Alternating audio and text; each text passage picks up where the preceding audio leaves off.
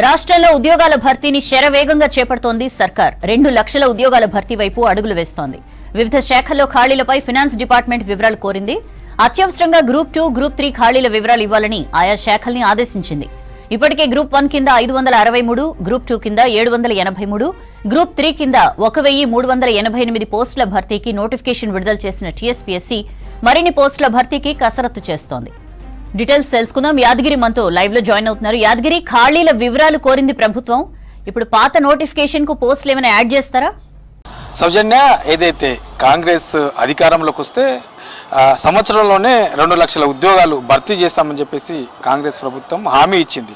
So ఆ హామీలో భాగంగానే మనకు అధికారంలోకి వచ్చిన తర్వాత ఈ ఉద్యోగాల భర్తీ తర్వాత ఈ నోటిఫికేషన్లు చూస్తే మనకు ఈ హామీని ఈ 1 ఇయర్లోనే భర్తీ చేసేలా కనబడతా ఉన్నది. సో ఈ హామీని కూడా నెరవేర్చుకునే విషయంగా మనకు కనబడతా ఉన్నది. ఇప్పటికే అధికారంలోకి వచ్చిన 3 నెలల్లోనే 30,000 ఉద్యోగాలను భర్తీ చేశారు. ఆ తర్వాత ఇప్పటికే గతంలో ఏదైతే గ్రూప్ 2, గ్రూప్ 1 నోటిఫికేషన్లు ఇచ్చారో ఆ పోస్టులకు మరిన్ని పోస్టులు పెంచుతూ ఈ మధ్య కాలంలోనే గ్రూప్ 1 తర్వాత గ్రూప్ 2, గ్రూప్ 3 ఈ 3 నోటిఫికేషన్లు కూడా టీఎస్పీఎస్సీ నుంచి ఇచ్చారు. సో వీటికి ఇప్పుడు ఉన్నటువంటి ఈ ఏదైతే ఉద్యోగాలు ఉన్నాయో వీటితో పాటు ఆర్థిక శాఖ నుంచి వచ్చినటువంటి ఈ విడుదల అయినటువంటి ఇది చూస్తుంటే మనకు ఇమీడియట్లీగా ఏ శాఖలో ఎన్ని ఖాళీగా ఉన్నాయి, సో డైరెక్ట్గా రిక్రూట్మెంట్ చేయాల్సినటువంటి పోస్టులు ఏంటి, వాటి కేటగిరీ ఏంటి, సో ఏ డిపార్ట్మెంట్లో ఎన్ని ఉన్నాయి అనేది చాలా వీళ్ళని తొందరలో ఇవ్వాలని చెప్పేసి ఆర్థిక శాఖనే దీనికి సంబంధించి ఒక ఉత్తర్వులు అయితే విడుదల చేసింది. ఏ శాఖలో ఎన్ని ఉన్నాయనే దానిపైన పూర్తి స్థాయిలో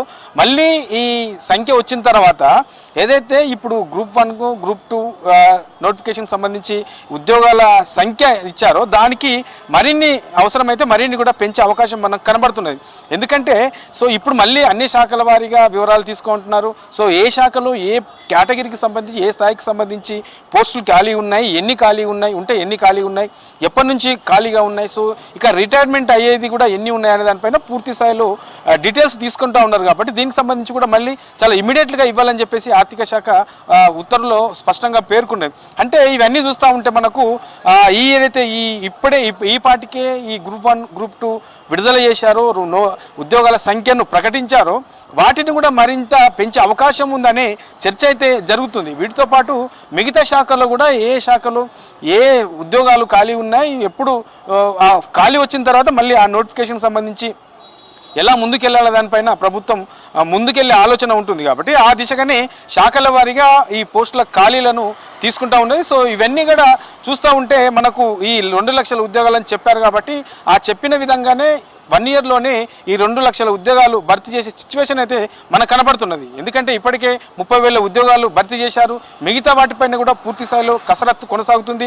ఆల్రెడీ ఇప్పటికే కొన్ని నోటిఫికేషన్లు కూడా వేశారు. సో ఈ వేసిన నోటిఫికేషన్ల సంఖ్యను కూడా మరింత పెంచే అవకాశం కూడా కనబడుతున్నది. వీటితో పాటు మెగా డిఎస్ సంబంధించి దానికి సంబంధించిన నోటిఫికేషన్ కూడా వేశారు. సో ఇట్లా అన్నీ చూస్తూ ఉంటే ఇక విద్యుత్ శాఖలో కూడా చాలా పోస్టులు ఖాళీగా ఉన్నాయనేది కూడా చర్చ జరుగుతుంది. దానికి సంబంధించి కూడా పూర్తి వివరాలు ఇవ్వాలని చెప్పేసి ఆర్థిక శాఖ కోరింది. సో ఇట్లా శాఖల వారీగా డిపార్ట్మెంట్ల వారీగా ఎన్ని ఖాళీగా ఉన్నాయి ఏంటి అనే దానిపైన పూర్తి స్థాయిలో డీటెయిల్స్ తీసుకున్న తర్వాత అవసరమైతే ఈ పోస్టుల సంఖ్యను మరింత పెంచే అవకాశం కూడా మనకు కనబడతా ఉన్నది. సౌజన్య.